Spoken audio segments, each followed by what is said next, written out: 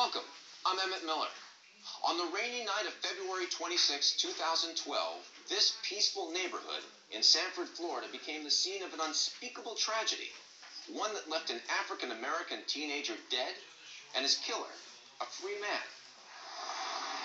Just a short walk to the local 7-Eleven and back, and Trayvon Martin would be home to watch the NBA All-Star game.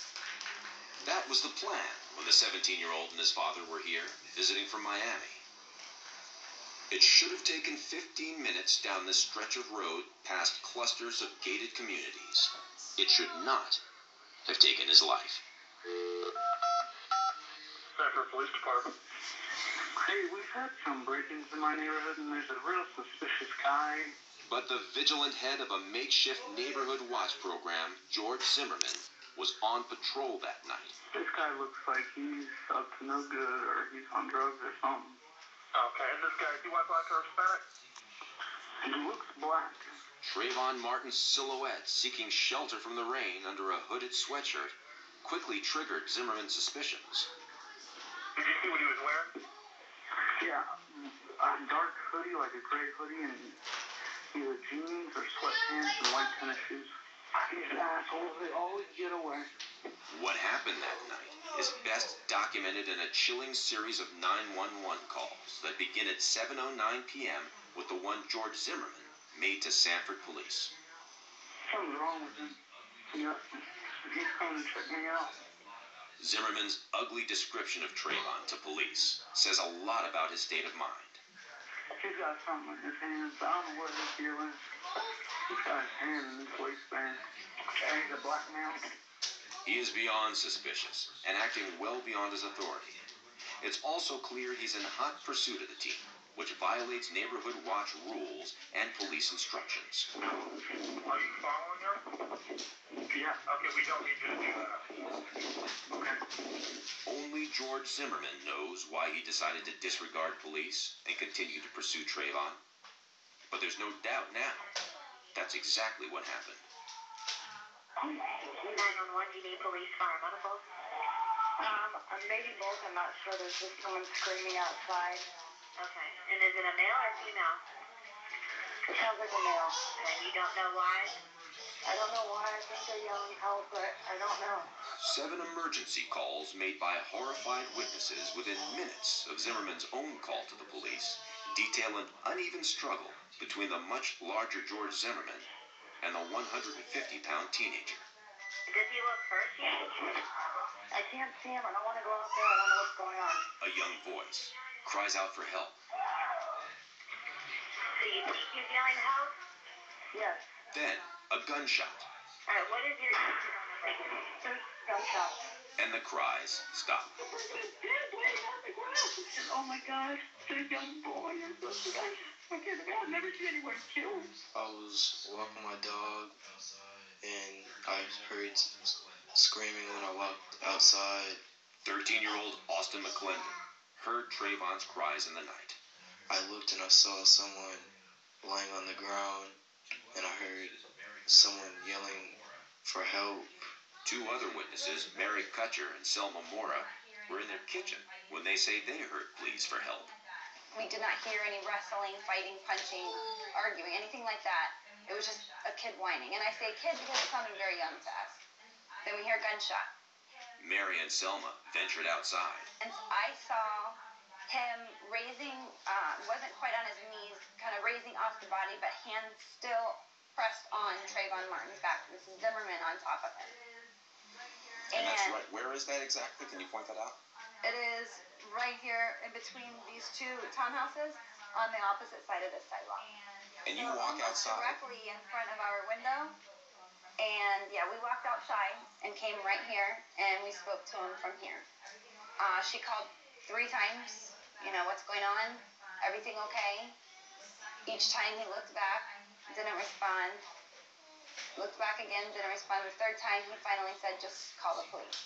All through this terrible night, Trayvon's father, Tracy Martin, was in the dark about what happened. He returned from dinner with his girlfriend, who lives here, 3 hours after the shooting, to find neither Trayvon nor his nephew home. Finally, I fall asleep.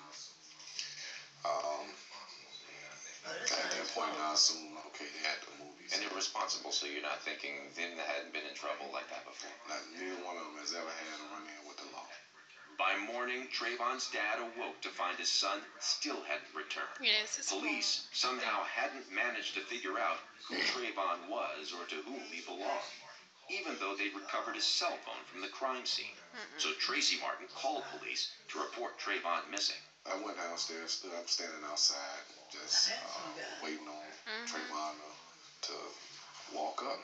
I knew for a fact Trayvon is finna walk into this house. Maybe about 5 or 10 minutes later, I see a patrol car pull up. So I said, okay, I'm gonna file a missing person report. Let him know what he had on, whatever. 2 more cars pull up.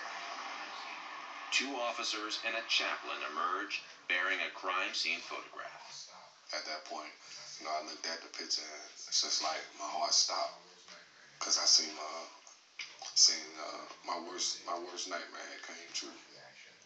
My son was laying on the ground dead. Is your first reaction anger? Is it shock? Is it hurt? Real hurt. Because I knew for a fact that I was his protector. That was my best friend. And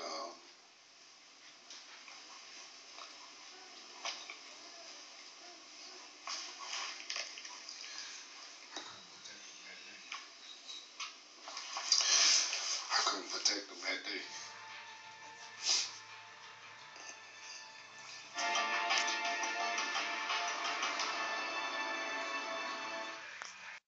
The boy in the photo was Trayvon. He says they proceeded to give him George Zimmerman's version of the terrible event, as though it were fact. He said that Zimmerman told him that my son approached him. Said that my son came up to his vehicle and asked him, yo, what's up? Zimmerman, at that point, rolls his car windows up. Trayvon walks off. So he says Zimmerman gets out the vehicle. And as Zimmerman's walking around the building, Trayvon asks him, you got a problem? Zimmerman tells him, no, I don't have a problem. Trayvon tells him, now you do, homie. Zimmerman says he's reaching his hand in his pocket to get his cell phone. Trayvon attacks him. 28-year-old guy, considerably heavier. And this is what the detective is telling you on the very same day. His exact words was, Trayvon has his hand on Zimmerman's mouth. Told him, shut the F up. And continues to beat him. Zimmerman, at that point, fire off a round. Shoot Trayvon in the chest. Trayvon falls back and say, you got me. That's the story I'm told. That's how I was told my son died. And you're saying to yourself,